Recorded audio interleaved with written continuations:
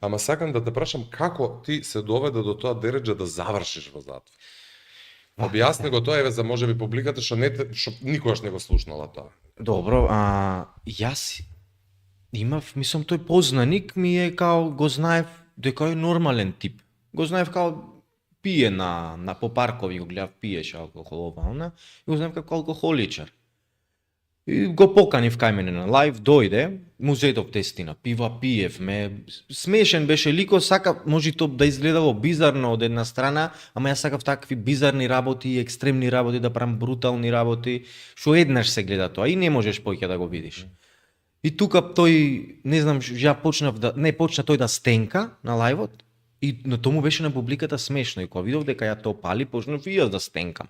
Па почнавме да го клецаме зидот, да стимулираме секс на зидот, па го турнав во кревет вака, па му се качив на него, му викам биди мирено, ти ќе ти прам вака, ована, и тоа тие го претумачија као полова за употреба на немојкино лице, и мене ме закачија. Човек има проблем, здравствен, психички? Не знаев дека има психички проблем, го знаев како алкохоличар. Од алкохоличар до психички проблем има голема разлика. За да си психички оболен, треба да си роден таков. Не мора да значи. Луѓе пролупуваат у текот на животот. Ама сега не знам, ја тоа така го гледам. За да си психички болен, треба да си таков роден, а тоа ти ако си се направиш мрднат, тоа си се сјебал сам во животот. Добро, не знаеш у кој момент може на сите некош да ни пукне таа грана, а тенка е. Така е. И ме стават во притвор заради ти тоа го емитуваш на YouTube да, тогаш? во живо беше, да. Тоа ме нападна медиуми, па спонзори се ми откажаа. И дури од кој излегов после затвор едва и дури сега некако спонзори овона.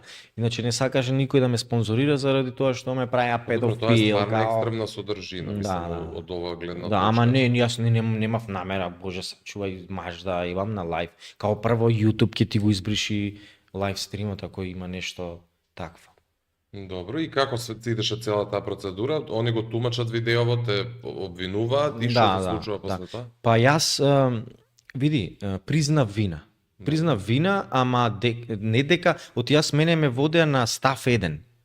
Полова за употреба, не знам кој беше членот, ама знам дека беше став 1 и после кога го прегледаа подобро се тоа, нели судот, го направија на став 5 и тоа беше казна од 1 година до, не знам, 3-4-5 години беше и со тоа со самото признавање на вина ти се снамалва она. Добре, колку време беше ти у притвор? Ме осудија 7 месеци. Ме осудија 7 месеци, во притвор бев 40 дена, дома бев 3 месеци и во затвор ефективно бев уште 3 месеци.